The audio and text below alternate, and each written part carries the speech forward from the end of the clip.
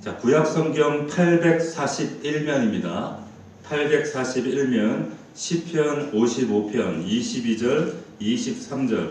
원래 전체를 다 읽어야 되는데 우리 두 절만 보도록 하겠습니다. 우리 시편 55편 22절부터 23절. 우리 각 가정에서 예배하는 우리 모든 우리 성도들 그리고 자녀들 성경 찾을 수 있도록 안내해 주시고 한 목소리로 함께 읽어가도록 하겠습니다. 우리 합독합니다. 시작. 내 짐을 여호와께 맡기라. 그가 너를 붙드시고 의인의 요동함을 영원히 허락하지 아니하시리로다. 하나님이여 주께서 그들로 파멸의 웅덩이에 빠지게 하시리이다. 피를 흘리게 하며 속이는 자들은 그들의 날에 반도 살지 못할 것이나 나는 주를 의지하리이다. 아멘. 오늘 말씀의 제목은 비둘기같이 날개가 있다면, 비둘기같이 날개가 있다면. 오늘 우리가 읽진 않았지만 말씀 우리 본문 중에 있는 그런 구절입니다. 비둘기같이 날개가 있다면. 이와 같은 제목으로 하나님의 말씀 은혜를 나누도록 하겠습니다. 오늘 본문의 배경을 우리가 잠시 이해할 필요가 있겠는데 우리 시편이 총 150편이 있습니다. 그 150편 가운데 27편이 비탄시, 비탄한 마음으로 지은 비탄시가 27편이 있습니다. 그 중에서 다윗의 아들이었던 그 압살롬의 모반 사건을 배경으로 해서 지은 시가 10편이 있어요. 그 10편 가운데 하나가 오늘 시편의 이 55편 이 말씀입니다. 1절부터 11절까지의 내용을 보게 되면 그 압살롬, 사랑했던 그 아들 압살롬, 그가 모반을 하는데 그 다윗을 배반하면서 그리고 압제자들과 함께 이 배반했던 자들 그 무리들과 함께 다윗을 공경에 빠뜨립니다. 그 공포에 빠진 다윗이 하나님께 호소하는 내용이 1절부터 11절까지 나와 있습니다. 그리고 12절부터 15절까지는 압살롬의 이 모반 사건, 이 다윗에게 특별히 마음이 아픈 이유는 이 압살롬이 자기 아들이거든요.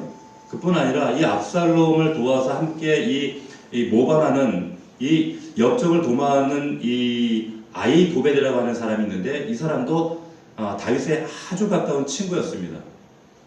아주 절친이었죠. 너무나도 절친했던 친구가 자신을 배반하고 또한 아들이 자신에게 지금 목에 칼을 거두고 있는 이런 상황, 이런 현실이 다윗에게 너무 가슴 찢어지게 아픈 그런 상황이 되어지고 있는 거죠. 근데 이것보다 더 큰 고통은 뭐냐면 오늘 말씀을 보게 되면 이 고통 가운데 하나님을 찾고 있는데 하나님을 도무지 발견할 수가 없다는 거예요. 자, 하나님이 발견이 안 되는 게 더 힘든 거죠. 그래서 1, 2절에서 열자마자 이렇게 고백을 하는 겁니다. 자, 55편 1절 2절을 보게 되면 하나님이여 내 기도에 귀를 기울이시고 내가 간구할 때 숨지 마소서. 내게 곱비사 응답하소서. 내가 근심으로 편하지 못하 탄식하오니. 이렇게 탄식을 하고 있는 겁니다. 자, 지금 자신의 기도가 하나님 귀에 들려진다라고 하는 확신이 안 들어요. 하나님이 안 듣는 것 같아요. 살아계시는 것 같지가 않아요. 마음속에 확신이 들어오지가 않는 겁니다. 죽어라고 부르짖고 기도하는데 하나님은 마치 날 피해서 숨어 계시는 것 같고 듣지 않으시는 것 같은 그런 상황이 계속 이어지는 거죠. 이럴 때가 제일 힘들단 말이에요. 이런 상황이 가장 우리 마음에 힘들죠. 아무리 우리가 힘든 일이 있어도 주님을 만나면 아무리 힘든 현실 가운데 있을지라도 주님께 뭔가를 들으면 우리 이길 수 있습니다. 이겨낼 수 있습니다. 진짜로. 근데 안 들리고 들리지 않고 하나님께서 숨어 계시는 것 같은, 귀를 막고 계시는 것 같은 이런 상황들이 너무 힘들고 마음이 어려운 거예요. 힘든 것이죠. 이런 일들을 우리가 종종 경험을 하게 됩니다. 제가 자주 언급하는 얘기 가운데 지금 풍랑 속에 죽을 것 같이 힘든데 예수님은 지금 골아 떨어져서 주무시는 거예요. 지금 그런 상황이죠. 나는 지금 죽을 것 같은데 주님은 지금 주무시고 계신 그런 상황. 도대체 제자들의 이런 죽을 것 같은 상황에 주님은 관심이나 있으신 건지, 스승이 어떻게 자기 제자들은 죽겠다가 아우성 치고 있는데 어떻게 잠을 자고 있어요. 자, 그런데 우리가 절대로 잊지 말아야 될 아주 중요한 이 이유가 있죠. 그게 뭡니까? 이 넘실거리는 이 압도하는 이 풍랑 가운데, 이 위기 가운데 우리가 원망스러워서 그 하나님께 원망을 토해낼 수는 있지만 사실은 여러분 사실은 예수님이 그 배 가운데 함께 계셨다는 거예요. 그렇죠? 그 배 가운데 그 넘실거리는 풍랑 그 배 안에 계셨기 때문에 우리의 상황을 아실 뿐만 아니라 인지하고 계실 뿐만 아니라 그 고통스러운 상황을 예수님도 함께 하시고 함께 통과하고 계시다라고 하는 사실. 자, 그런데 그분이 침묵하고 계시다면 그 침묵하고 계신 이유가 있겠죠. 분명히 그런데도 침묵하고 계시다. 거기서 그분의 침묵의 뜻이 무엇인지를 내 속에서 헤아리기 위해서 그분에게 귀를 기울이는 게 이게 우리에게 그 시점에 가장 중요하다는 거죠. 침묵하는 이유가 분명히 있다는 거죠. 그분이 함께 계시다는 것을 우리가 절대로 잊으면 안 된다는 겁니다.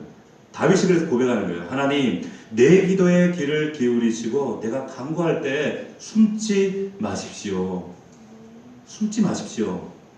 여러분, 전에도 제가 한번 말씀드린 적이 있지만 내가 하나님을 정말로 최상으로 잘 믿는 상태, 하나님을 정말로 진실로 사랑하는 상태가 언제라고 그랬습니까? 언제 사랑하고 언제 잘 믿는 상태요? 하나님과 마주보는 관계라고 그랬어요. 마주보는 관계. 근데 죄가 하는 일이 뭡니까? 죄가 하는 일은 마주보고 있던 우리의 방향을 돌려놔요. 방향을 다른 곳으로 바꿔놔요. 그게 죄가 하는 일이에요. 그래서 하나님과 등을 돌리게 만들어요. 근데 지금 시인이 하나님을 향해서 고통 속에서 하나님을 향해 서 있습니다. 마주 봤어요. 그런데 그 사랑의 하나님이 이제 그러면 자기에게 마주 얼굴을 대면해 주시면 좋겠는데 하나님이 등 돌리고 계시는 것처럼 숨어 계시는 것처럼 느껴지는 거예요. 이게 고통스러운 거예요. 이게 답답한 거예요. 하나님, 내게 숨지 마십시오. 내게 저를 살펴주십시오. 지금 다윗이 그런 고백을 하고 있는데 하나님께서 귀를 막으시는 것 같고 지금 숨어 계시는 것 같고 침묵하고 계시는 것 같은 그런 갑갑한 상황 속에 시인이 그 상황 속에서 시인이 정말 그가 지금 감당해야 하는 구체적인 고통이 뭔가 구체적인 고통이 뭔가 3절을 한번 보겠습니다. 55편 3절 같이 한번 읽겠습니다. 시작. 이는 원수의 소리와 악인의 압제 때문이라. 그들이 죄악을 내게 더하여 노하여 나를 핍박하나이다. 자, 정말 고통스러운 건 뭐예요? 이 악인들이 압제하는 소리, 이 분노로 나를 핍박하는 소리인데 어떤 소리냐면 죄와 허물을 나에게 다 뒤집어 씌워버리는 거예요. 다 씌워버리는 거예요.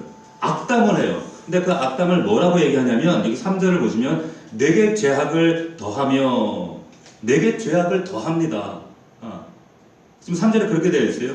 여러분, 이게 죄악을 내게 더하며 이게 어떤 뜻일까요? 죄악을 더했다. 못된 일을 나에게 저질렀다. 나쁜 일을 행했다. 그런 말처럼 우리가 들리지만 이 말이 그 원문의 뜻은 이게 어떤 이야기를 하고 있냐면 이걸 한마디로 저주하는 주술을 하는 겁니다. 이 원문에 가까운 뜻은 저주하는 주술. 말하자면 어우, 저 인간 확 죽어버렸으면 좋겠어. 어우, 저 인간 좀 어떻게 됐으면 좋겠어. 망했으면 좋겠어. 이렇게 말하는 거예요. 자, 이런 주술적인 것. 그러니까 악담을 넘어서 저주하는 거예요. 다윗을 향해서. 그래서 결국 어떻게 되었다는 거예요? 4절, 5절을 보십시오. 내 마음이 내 속에서 심히 아파하며 사망의 위험이 내게 이르렀도다. 두려움과 떨림이 내게 이르고 공포가 나를 덮었도다. 죽을 만큼 힘들다는 거예요. 죽을 만큼 힘들. 그래서 와, 진짜 나 이러다가 정말 죽겠다. 이런 생각이 온 마음을 자기를 사로잡는 거죠. 내 인생이 이대로 끝나는 건가? 이렇게 망하는 건가? 그런 생각 때문에 두렵고 떨리고 공포스럽기조차 한 거예요. 그게 4절 5절 말씀. 자, 그래서 그런 상황 가운데 드디어 입술에서 나도 모르게 터져나오는 탄식 같은 한숨 섞인 한탄이 새어나오는데 그게 뭐예요? 그게 뭡니까? 오늘 말씀의 제목이에요. 나에게 비둘기같이 날개가 있다면, 나에게 비둘기같이 날개가 있다면. 우리 6절 말씀입니다. 우리 같이 한번 읽어보겠습니다. 시작. 나는 말하기를 만일 내게 비둘기같이 날개가 있다면 날아가서 편히 쉬리로다. 자, 이런 거죠. 지금 나에게 날개가 있다면 아무도 없는 곳에 날아가서 나라는 사람 아무도 없는 것, 날 알아보는 사람이 단 한 사람도 없는 완전히 낯선 것, 완전히 생소한 것, 그 조용한 곳에 내가 월월 날아가서 아무 생각도 없이 정말 나 잊혀지고 싶다. 나 없어졌으면 좋겠다. 누구도 만나고 싶지 않고 누구도 아랑곳하지 않고 상관하지 않고 그냥 완전히 나 혼자서 이렇게 있고 싶다. 그거예요. 완전히 초에 묻히고 싶다. 그 말씀을 지금 6절이 얘기하는 거예요. 그러면서 여러분 보세요. 7절에 내가 멀리 날아가서 광야에 머무리로다. 아무도 없는 곳에 가고 싶다는 거예요. 이 자신의 고통을 이렇게 표현하고 있어요. 보세요 여러분. 우리가 만나는 고통이라는 게, 고통을 좋아할 사람이 누가 있겠습니까? 다 싫죠. 어른만 있나요? 우리 아이들은 또 아이들 나름대로 고통이 다 힘들어요. 근데 이 고통이 더 고통스러울 수밖에 없는 이유가 뭘까요? 피할 수 없다는 것 때문에 사실은 더 고통스러운 겁니다. 지금 사실 이 시인이 누군가에게 쫓기고 있고 사람들에게 지금 생명의 위협을 받고 있고 억울한 소리를 듣고 있고 압제를 받고 있고 사람들에게 버림받을 것 같은 이런 모든 상황 피할 수도 없어요. 근데 그런 상황에서 하는 말이 날개가 있다면 이거 아니에요? 그런데 지금 시인이 나에게 참 날개가 있다면, 진짜 날개가 있다면 이라고 말할 때 이거는 시적인 언어잖아요. 그런데 이렇게 말할 때 이 똑똑한 시인이 이렇게 고백하고 있는 것은 이것이 얼마나 비현실적인 소원인가라는 것을 이 시인이 모를까요? 알죠. 가능하지 않는 현실이라는 것을 알면서도 나오는 한탄이라는 거예요. 그러니까 더 가슴이 아픈 거예요. 그러니까 더 고통인 거예요. 이루어질 수 없다는 것을 알지만 말할 수밖에 없는 거예요. 날개가 생길 리도 없고 날개가 생긴들 달려서 그것을 피한다 할지라도 공간이 이동된다 할지라도 그렇다고 해서 고통이 완화가 됩니까? 여러분 왜냐하면 고통을 피해서 우리가 공간을 이동한다 할지라도 회피한다 할지라도 그게 고통을 일시적으로 완화시킬 수 있을지는 모르지만 회피한다고 일순간에는 고통이 완화될지 모르지만 근본적으로 고통이 우리 속에서 사라지는 건 아니거든요. 왜냐하면 결국 고통의 문제는 여기의 문제거든요. 이 가슴의 문제거든요. 마음의 문제거든요. 그러니까 내가 어디를 가도 잠깐 잊혀버릴지 모르지만 거기가 광야일지라도 잠시 그것이 사라질지는 모르지만 그 고통이 어디 가겠어요. 이 시인도 그거 알아요. 알지만 날개가 있다면 이 말은 뭐예요? 날개가 있어서 어디 숨어서 피하고 싶지만 그러면 문제가 해결될 수 있을 텐데 그 말을 하는 것이 아니라 가능하지 않다는 건 알지만 알면서도 지금 토해낼 수밖에 없는 현실이라는 거예요. 그만큼 고통스럽다는 거예요. 그만한 고통이라는 거예요. 여러분 신약에 보면 예수님께서 이런 비슷한 고백을 하셨어요. 뭐라고 하시냐면 예수님께서 십자가 앞에서 이 잔을 내게서 옮기시옵소서 이런 고백을 하셔요. 이 잔을 내게서 옮기시옵소서. 옮겨질 거라고 예측하시고 이것이 가능할 거라고 믿었기 때문에 의지적으로 고백하신 게 아니거든요. 이게 불가능한 얘기고 이거 마셔야만 하는 잔이고 이거 피할 수 없는 잔이라는 거 아셔요. 그렇지만 말씀하시는 거예요. 이게 현실성이 있고 이루어질 일이고 이것이 거절할 수 없는 피할 수 없는 하나님의 잔이라는 것 알지만 그럼에도 불구하고 말씀하시는 거예요. 왜? 고통의 표현인 거예요. 고통의 절규죠. 이 잔을 내게서 옮기시옵소서. 마셔야 하는 잔인 걸 아는 거예요. 자, 그런 의미에서 우리의 삶 속에 여러분 우리 이 자리에 있는 또 우리 가정에 있는 예배하는 우리 모든 성도들 가운데 나에게 이 날개가 있다면 이라고 말하는 이런 마음의 절규와 이런 심정이 동한다면 어찌 보면 그 고통스러운 그 절정의 자리에서 주님이 고백하셨던 이 잔을 내게서 옮기시옵소서 라고 하는 그 주님의 은혜의 과정을 통과하고 있다라는 사실을 우리가 기억할 필요가 있다는 겁니다. 필요한 건 뭡니까? 우리가 그분을 붙잡고 있어야 된다는 거죠. 비둘기처럼 날개가 있다면 날개가 있으면 얼마나 좋을까 라고 얘기를 하는 거죠. 우리가 날개 하면 여러분 우리 고전 문학 가운데 아주 유명한 작품 하나가 있어요. 뭐가 있어요? 기억나는 작품이 하나 있죠. 누구? 이상의 날개라고 하는 작품이 있습니다. 우리 아이들이 읽어봤을지 모르겠는데 날개라고 하는 작품은 뭐냐면 사실 고전 문학 작품의 특징이 뭐냐면 사람들이 잘 읽지 않아요. 그죠? 고전이 돼버렸어요. 근데 사실 정말 한번 읽어볼 만한 그런 책인데, 저도 20대 때 아주 오래전에 읽었던 기억이 있습니다. 이 책에 보면 식민지 지식인으로 살아갈 수밖에 없는 이상이 어떤 자신의 상실감 같은 것들을 기록하고 있는 그런 마음을 표현하고 있는 그런 책인데, 소설인데, 그 소설의 내용이 어떤 내용이에요? 이런 내용이죠. 남편이 있어요. 근데 남편이 무능력해요. 돈을 못 벌어요. 그래서 아내가 먹고는 살아야 되겠는데, 예? 굶을 수는 없는데, 그래서 생각해낸 방법이 있어요. 그게 뭐냐면 자기 집에서 손님을 받아요. 자, 뭐 더 얘기 안 해도 무슨 의미인지 아시겠죠? 손님을 받는 겁니다. 그런데 남편이 손님을 받을 때 남편이 방해가 되니까 남편에게 약을 주는 거예요. 남편에게 아스피린인 줄 알고 냅죽냅죽 받아먹었는데 알고 봤더니 수면제예요. 그리고 그 아내가 남편에게 또 돈을 줍니다. 번 돈을 주는 거예요.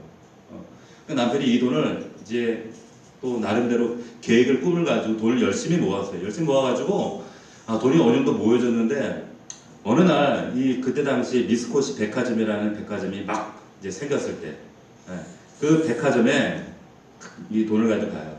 그리고 백화점에 가서 옥상에 올라가는데, 옥상에 올라가서 자기가 그 전경을 바라보면서 자기가 지금까지 살아왔던 지난날의 인생의 삶이 막 회한처럼 밀려오고, 내가 누군지, 나는 지금 어디서 어디로 가는 건지, 내 존재는 뭔지, 삶의 의미가 뭔지, 막 이런 회한에 잠기는 거예요.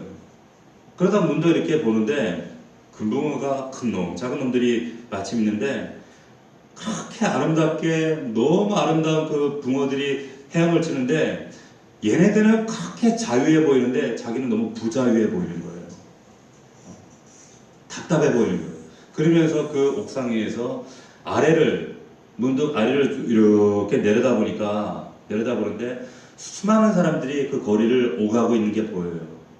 오가는데 그 바쁘게 분주하게 여기저기 오가는 사람들의 모습을 가만히 보니까 저들도 뭔가 부자유해 보이더라는 거예요. 부자유해 보이고 뭔가 세상 삶에 각자 서로 엉켜붙어가지고 부자유하고 억압해 보이는 그런 삶의 모습들, 그런 모습으로 이상이 보여지더라는 거죠. 자, 그래서 그 책 마지막에 이상이 얘기하고 있는 얘기가 이 고백입니다. 뭐라고 하는가 하면, 날개야 다시 돋아라, 날자 한 번만 날 잡구나, 한 번만 더 날 잡구나, 그렇게 얘기를 해요. 이 이상의 날개 나오는 대목입니다. 식민지 조선의 지식인으로 생각과 이 상상력조차 결박당한 채, 포기당한 채 살아갈 수밖에 없는, 얼마나 답답하고 갑갑하겠어요. 날개라도 둬서 내가 정말 자유롭게 한번 상상의 날개를 펴고 살아보고 싶다, 이런 고백이 담겨져 있는데, 그런 비애감이 가득 담겨져 있는 거죠. 이 이상이 그럴 수밖에 없었던 것이, 이 이상이 폐결핵이, 이 병이 지독했어요. 너무나 가난했어요. 그리고 그 식민지 지식인 그 삶 속에서 일제 강점기 아래 암담하고 우울하게 살아갈 수밖에 없는 그런 삶 속에 묶여 있다 보니까, 날개라도 있어도 내가 좀 날아보고 싶다, 좀 자유롭게 날아가고 싶다, 이런 고백을 지금 하고 있는 거죠. 그 상황이 지금 시편 55편 다윗의 상황하고 너무 닮아 있는 거예요. 너무 오버랩이 되는 거죠. 날개가 있다면 날아가서 나도 편히 쉬고 싶다, 다윗이 그 얘기를 하고 있는 거예요. 그런데 7절에 내가 날아가서 편히 쉬리로다, 내가 멀리 날아가서 광야에 머무리로다. 멀리 날아가고 싶다.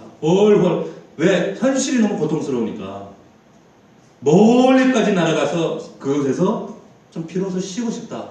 그것이 어디에? 광야. 그것은 어떤 것입니까? 광야가 여기 말씀해 보니까 폭풍과 광풍을 피하는 곳이라는 거예요. 여러분, 결국 뭐냐면, 내가 좀 벗어날 수만 있으면 벗어났으면 좋겠다, 그 말이에요. 그 이야기를 하고 있는 거예요. 자, 결국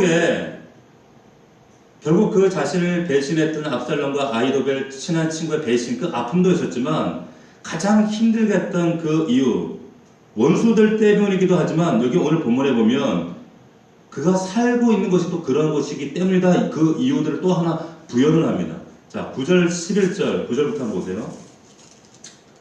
자, 우리 11절까지 한번 읽어볼까요? 같이 읽습니다. 시작. 내가 성내에서 강포와 분쟁을 보았사오니 주여 그들을 멸하소서, 그들의 혀를 잘라버리소서, 그들이 주야로 성벽 위에 두루 다니니 성중에는 제약과 재난이 있으며 악독이 그 중에 있고 압박과 속임수가 그 거리를 떠나지 아니하는도다. 자, 여기에 정겨운 단어들이 등장합니다.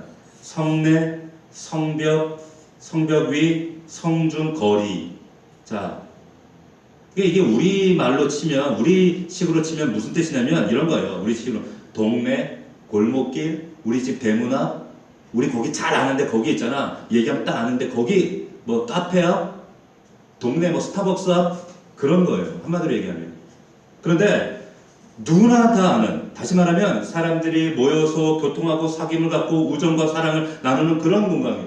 들으면 생각만 해도 마음이 따뜻해지는 그런 공간이에요. 그런데 생각만 해도 이 따뜻해져야 할 그런 공간이, 그 공간을 가득 채우고 있는 것이 뭐냐? 오히려 강포, 분쟁, 제약, 재난, 압독, 압박, 속임수 이런 것들로 꽉 채우고 있는 거예요. 가장 따뜻하고 다정하고 사랑스러워야 할 이 공간이 가장 추하고 더럽고 서글프고 증오스러운 공간으로 바뀌어버렸다 이 말이에요. 이런 것들이 안에 막 떠돌아다니, 이런 증오들이. 그게 다 어디서 나왔어요? 여기 말씀 보니까 다 혀에서 나왔어요. 혀에서. 그래서 혀를 잘라버리세요 얘기하는 거예요. 잘라버리소서. 응? 그래서 그들의 혀를 잘라버리소서 이렇게 얘기하죠. 여러분, 우리가 가장 따뜻하고 다정한 공간이 어디예요? 우리 집이죠.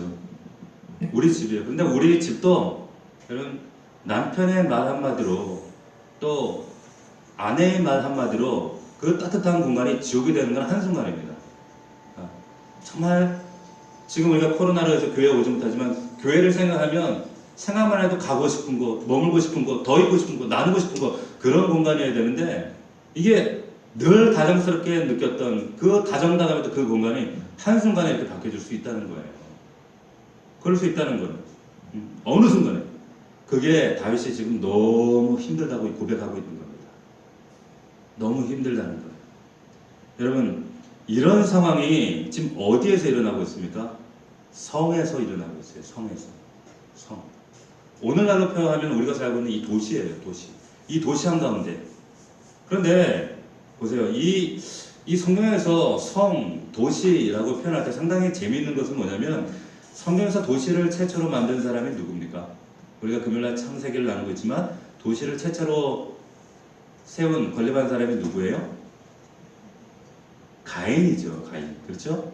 가인이 도시를, 성을 세웁니다. 무슨 성을 세웠어요? 에녹성을 세우죠. 하나님을 대척점으로 세우고 반대하고 인간이 세운 최초의 성이 에녹성이었어요. 도시였단 말이에요. 그런데 이 도시가 발전해서 나중에 뭐가 됩니까? 바벨탑이 돼요. 바벨탑이 돼요. 이게 흥미로운 게 뭐냐면 여러분, 가인이 만든 이 성, 도시적인 삶은 어떤 특색이 있냐면 경쟁과 효율이, 그래서 그 창세기 말씀에도 항상 경쟁과 다툼과 분쟁과 그런 경쟁과 효율이 존재하는 곳이 성입니다. 도시예요. 결국에 가인이 만든 이 도시적 삶은 결국 뭘 이루어가냐면 결국 아벨을 죽이는 결과를 낳게 되는 거예요. 그게 효율이거든요. 아벨을 죽이는 게 효율적입니다. 자, 우리가 살고 있는 이 현재 오늘날 이 도시 마찬가지예요. 저는 오늘날 우리가 살고 있는 발을 딛고 살아가는 이 도시, 제가 이 도시화를 부정하고 싶은 생각은 없지만 그럼에도 불구하고 안타까운 것은 이 도시 안에 이루어지고 있는 많은 일들이 하나님과 대척점에 있다는 것. 이게 안타깝고 이것은 부인할 수 없는 성경이 그대로 우리에게 증명하고 있는 내용이죠. 이 시인이 지금 성중에서 내가 보고 있는 게 뭐냐면 강포하고 분쟁밖에 없더라 말씀하고 있는 거예요. 그래서 이 시인의 간곡한 지금 소망이 뭐냐? 멸하소서, 제거해 주소서, 악인들의 저 불의한 연대가 깨지게 해주십시오 라고 고백하고 있는 겁니다. 그러면서 그 다음에 그들의 혀를 잘라버리십시오. 혀를 잘라버리십시오. 너무 극단적이에요. 무서워요. 막 우리 혓바닥 잘린 거 생각하면 끔찍하잖아요. 그런데 이건 사실은 관용어입니다. 혀를 자른다는 의미가 아니라 그들의 언어를 혼잡하게 해주십시오 라는 뜻이에요. 그러니까 여기 혀가 잘라지면 어떻게 돼요? 혀가 잘라지면 어바바바바바 하죠? 그런 거예요. 그래서 그들의 말이 혼잡하게 해주십시오. 왜냐? 불의를 공부하는 저들의 말이 너무 명료합니다. 저들이 혀를 잘라버리셔서 서로 알아듣지 못하게 하시고 저들이 불의로 그 혓바닥으로 불의를 공모하지 못하도록 해주십시오 라는 말이에요. 자, 그리고 그들이 주야로 성벽을 돌아다닙니다. 부지런히 성벽을 돌아다니는데 그 이유가 좋은 일을 도모하기 위해서 돌아다니는 게 아니에요. 미가 선지자가 예언했던 것처럼 자리에 들기만 하면 생각으로는 악한 궁리만 하고 일어나면 이거 악한 궁리했던 것을 실행할 생각만 한다. 미가 선지자가 얘기했던 것처럼 성중에 돌아다니는 것이 좋은 일을 하려고 돌아다니는 것이 아니라 악한 일을 실행하기 위해 도모하기 위해서 돌아다닌다는 거예요. 즉 악독이 있습니다. 그들 가운데 압박과 속임수가 있습니다. 이렇게 오늘 본문이 증거하고 있다는 거죠. 그런데 문제는 뭐냐? 12절 13절입니다. 12절 13절 같이 읽겠습니다. 시작. 나를 책망하는 자는 원수가 아니라 원수일진데 내가 참았으리라. 나를 대하여 자기를 높이는 자는 나를 미워하는 자가 아니라 미워하는 자일진데 내가 그를 피하여 숨었으리라. 그는 곧 너로다. 나의 동료, 나의 친구요, 나의 가까운 친구로다. 더 고통스럽고 더 큰 문제는 이거예요. 여기 보니까 보세요. 원수가 아니라 원수다. 미워하는 자가 아니라 미워하는 자다. 근데 그게 바로 누구예요? 친구라는 거예요. 가장 가까운 벗이라는 거예요. 이게 너무 고통스럽다는 거예요. 배신자는 늘 어디에 있습니까? 가까이에 있습니다. 그죠? 가까이 있기 때문에 배신도 하는 거예요. 가까이 있자는 배신도 못하죠. 친밀했던 그가 원수가 되는 경우가 많이 있어요. 여러분 우리말에 보면 참 의미가 깊은 말들이 참 많이 있죠. 그 가운데 사이가 좋다라는 말이 있어요. 사이가 좋다. 그러니까 인간관계라고 하는 것이 사이가 있어야 된다 이런 뜻이에요. 사이가 있어야 된다. 아내와 저와 사이가 있어야 됩니다. 아무리 가까운 아들과 내 속으로 낳은 자식들이지만 사이가 있어야 돼요. 사이가 있어야 돼요. 이 사이가 없으면 여러분 너무 멀어도 안 되고 너무 가까워도 안 되는 거예요. 너무 가깝죠? 가까우면 잘못을 저질러도 그냥 모른 척 해버리게 돼요. 쉬운 말로 우리가 남이가 이러는 거예요. 우리가 남이가 눈 감아버려요. 사이가 있어야 돼요. 밥으로 얘기하면 진밥이 돼버립니다. 함께 뭉개져서 한 덩어리 돼가지고 서로 끼리끼리 이게 우리나라 병폐가 돼버려요. 사회적 문제가 되지 않습니까? 그러니까 사이가 좋다라고 하는 건 거리가 있다는 거예요. 친밀할수록 어떤 관계든 사이가 있어야 된다는 거. 자, 그런데 그 친밀하게 지냈던 친구가 원수가 된 거예요. 그게 너로다. 그게 너로다. 근데 이게 원문에 어떻게 번역이 되어 있냐면 이렇게 되어 있어요. 아니 그게 너였다니 이렇게 되어 있어요. 아니 그게 너였다니. 어떻게 그게 너일 수가 있지?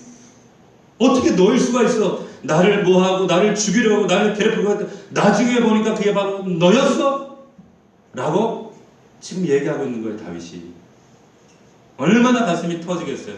이 뒤에 이어지는 말씀 보니까 함께 우정을 나누었고 함께 의논하고 함께 어울리고 하나님의 집으로 함께 나아갔던 친구였어요. 성전을 향해 하나님의 그 중심을 향해 동행했던 사람이 얼마나 행복했는지 모르겠어요. 근데 그가 하루아침에 원수가 됐어요.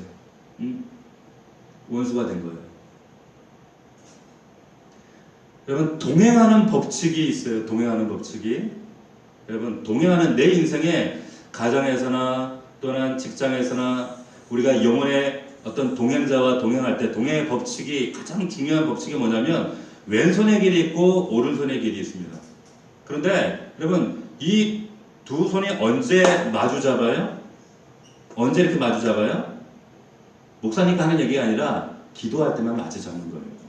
기도할 때 마주 잡아요. 항아리 들 때는 어떻게 해야 돼요? 같이 들어야 돼요. 자, 같이 들어야 돼요. 그러나 그 이외에 필요하지 않을 때는 어떻게 해요? 왼손의 길, 오른손의 길 각자 가는 거예요. 그런데 왼손과 오른손이 너무 다정하다고 맨날 붙잡고만 있으면 어떻게 되는 거예요? 일 안 하는 거예요. 교회도 마찬가지입니다. 맨날 교제만 하고 붙잡고만 있어요. 목사님 나 좀 봐주세요. 맨날 나만 붙잡아 달래요. 안 해요. 필요할 때만 붙잡아야 하지만 아닐 때는 왼손의 길과 오른손의 길이 있는 거예요. 이게 우정이라고 하는 거예요. 우정. 자, 그런데 성전을 향해 나아가고 하나님 중심으로 나아갔던 그 친구가 어느 날 싸늘하게 돌아서 버렸어요. 돌아서 버렸어요. 근데 그 친구를 보니까 그 친구가 있는 곳에 악독과 죄악이 넘치는 거예요. 그래서 그 시인이 지금 뭐라고 얘기하냐면, 보세요. 사망이 그들에게 임했으면 좋겠습니다. 얘기하는 거예요. 사망이 그들 가운데 임했으면 좋겠습니다. 자, 15절 보겠습니다. 같이 읽습니다. 시작. 사망이 갑자기 그들에게 임하여 산채로 수월에 내려갈지어다. 이는 악독이 그들의 거처에 있고 그들 가운데 있음이로다. 이렇게 말하고 있습니다. 다윗이 하는 얘기예요. 얼마나 고통스러운지 짐작이 되시죠. 자, 그런데 이 시편 말씀을 읽다 보면 우리 마음이 한편이 뭔가 이렇게 불편해져요. 우리 마음 착한 우리 오전사님이나 우리 착한 성도들을 보면 이런 말씀이 착한 기독교인들은 이 말씀이 불편해져요. 마음이 조마조마 막 아슬아슬하고 이러도 되나? 예수 믿는 사람이 이런 생각이 들어요. 왜냐하면 우리 지금 귀전에서 맴돌고 있는 말씀이 있기 때문에 그래요. 뭐예요? 원수를 사랑하라. 원수를 사랑하라 그랬는데 이렇게 사망을 저주해도 돼? 예. 자, 그런데 참 재미난 게 있습니다. 출애굽기에 보면 여러분 출애굽기에 이런 대목이 나와요.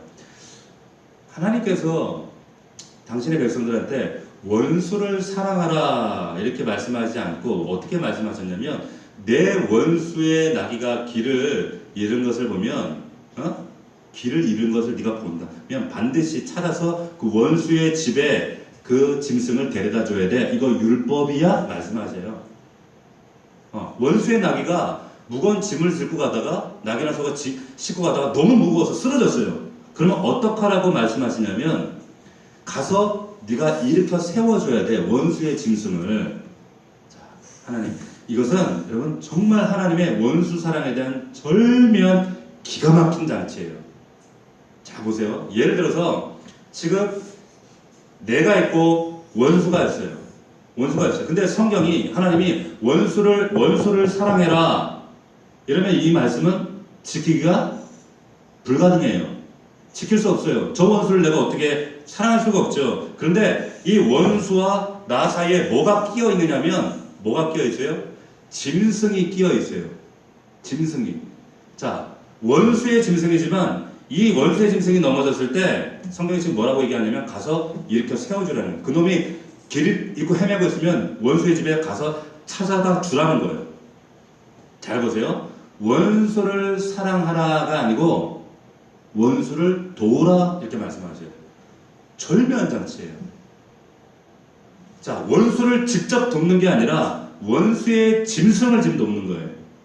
도와줬어요? 그럼 원수가 어떨까요? 고맙죠. 고마울 거 아니에요. 근데 나도 이 사람을 직접적으로 도운 건 아니에요. 간접적으로 원수의 짐승을 도운 거예요. 그런데 그 짐승을 살리는 일에 내가 동참을 했을 때에 어떤 일이 생기냐면 그 원수에 대한 내 속에 있던 앙금이 순간에 녹아져 버려요. 그 원망했던 마음들이 사라져 버려요. 이게 하나님께서 정말 우리 하나님 아버지의 기가 막힌 절묘한 율법의 장치예요.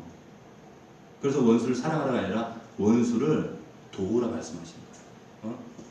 자, 똑같은 겁니다. 살다 보면 우리 마음이 아프게 하는 사람이 있어요. 고통스럽게 하는 사람이 있어요. 직장에서 보면 정말 저 사람만 없었으면 하는 사람이 있어요. 근데 하나님께서 우리에게 뭐라고 말씀하시냐면 그 사람 공경에 빠졌을 때 외면하지 말고 그 원수 도우라고 말씀하십니다. 원수를 위해서? 아니요. 도와주고 있는 너를 위해서예요. 너를 위해서.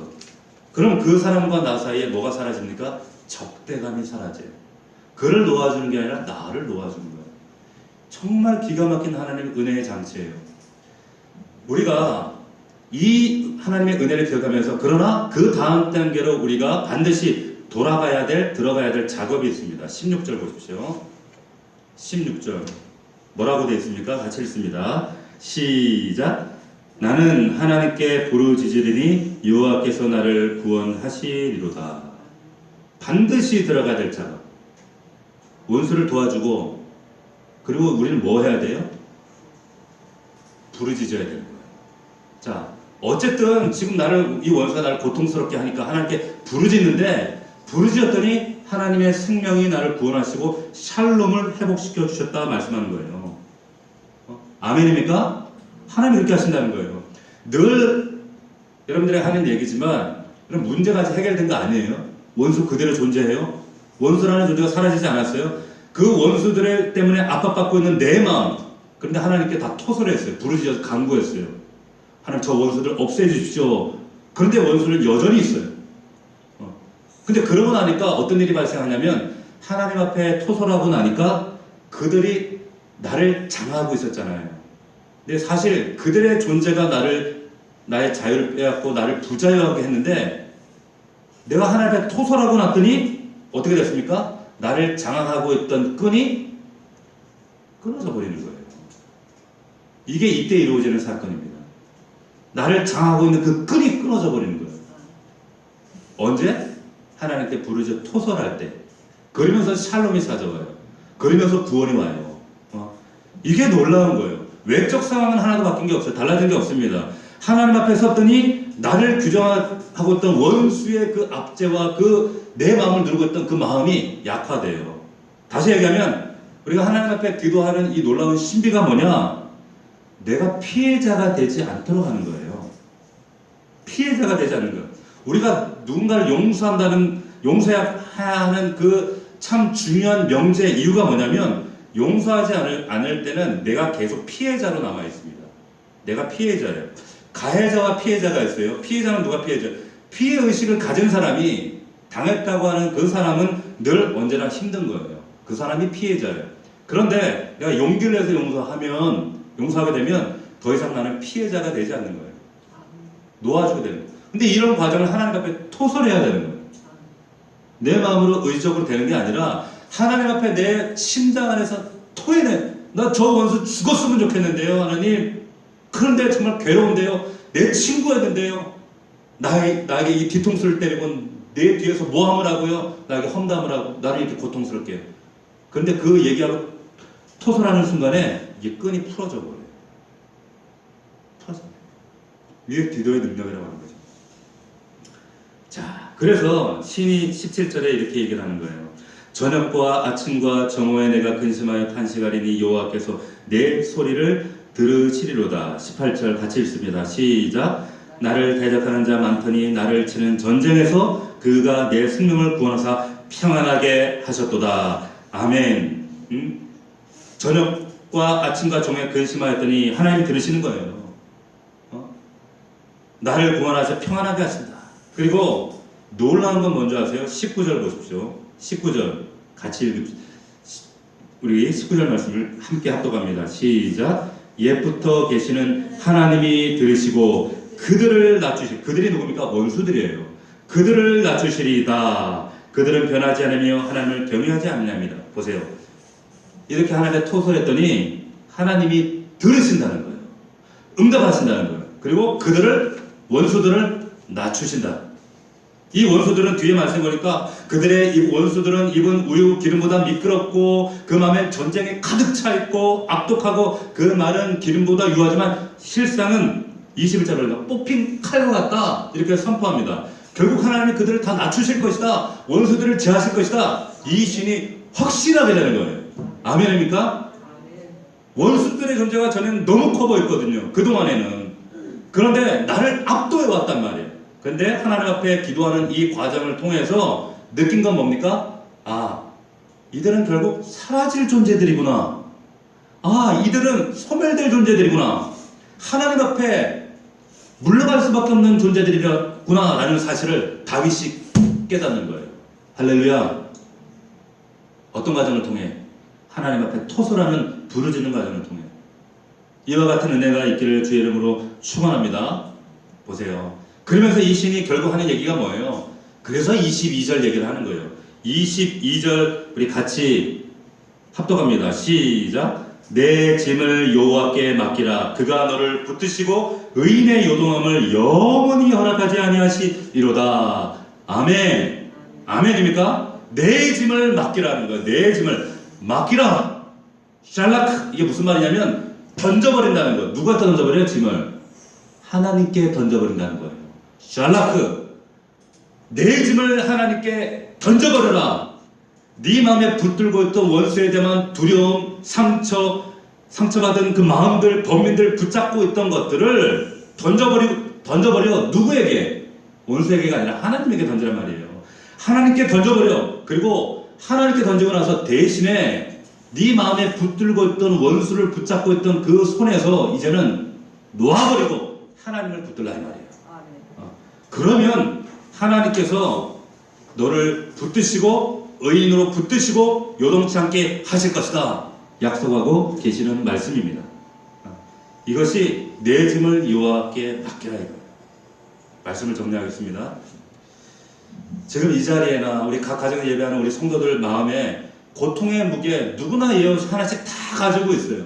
코로나 때문에, 직장 때문에, 불투명한 미래 때문에, 모든 또한 관계 때문에 각자의 무게들 하나씩 다 가지고 있습니다.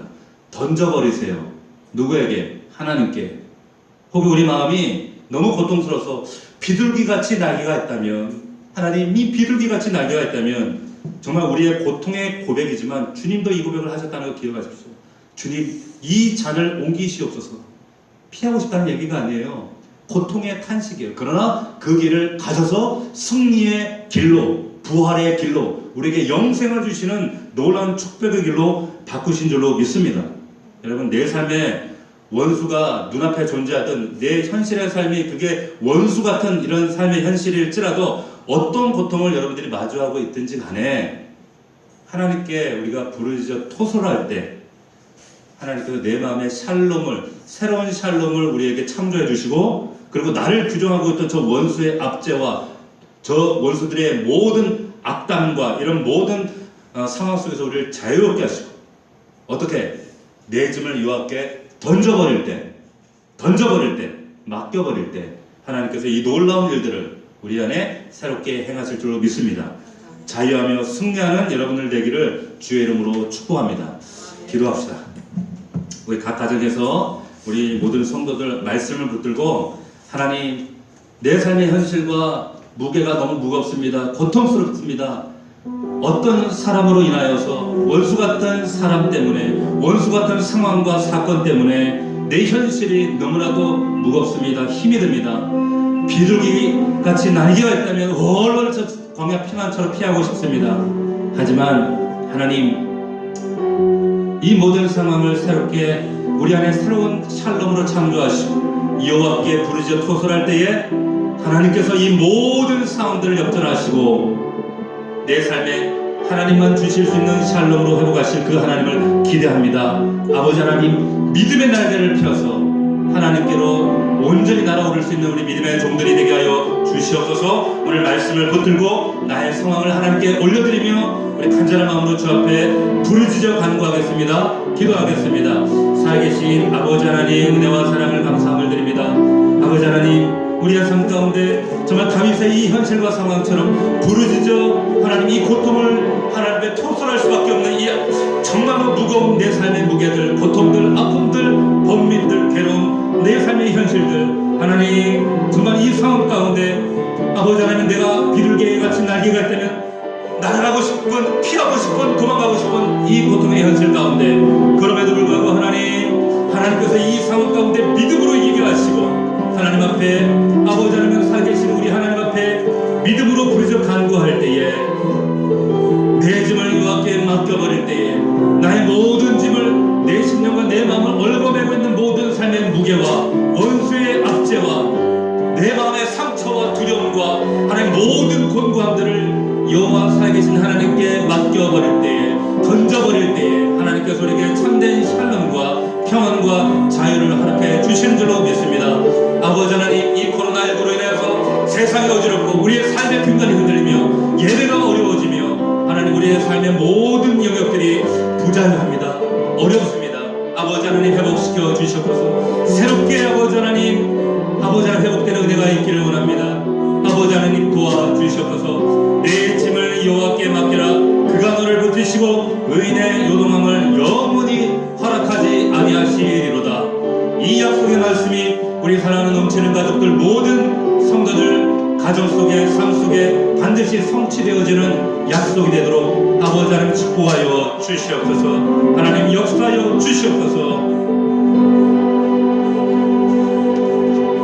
아버지 감사함을 드립니다.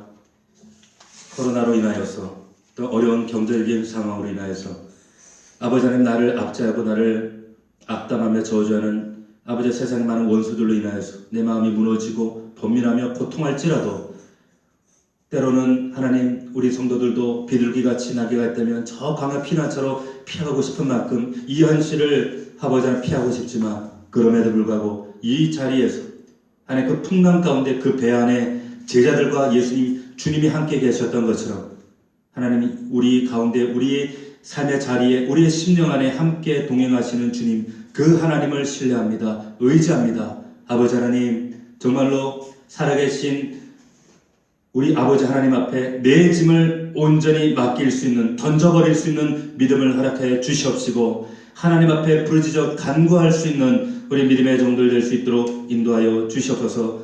하나님 현실은 아버지 하나님 여전히 그 자리에 있을지라도 원수는 내 눈앞에 여전히 존재할지라도 하나님 어느 순간에 아버지 하나님 옛부터 계시는 그 하나님이 들으시고 원수들을 낮추시고 그들을 변하게 하시며 또한 우리들을 하나님의 샬롬으로 회복시키시는 그 하나님의 놀라운 은혜를 기대하며 믿음으로 나가는 우리 귀한 종들 될 수 있도록 축복하여 주시옵소서. 가정과 직장과 상업의 현장과 우리 자녀들을 축복하여 주시옵시고 말씀 안에서 진리 안에서 승리하는 귀한 종들 될 수 있도록 인도하여 주옵소서. 믿사옵고 예수 그리스도의 이름으로 감사하며 기도 올려옵나이다. 아멘.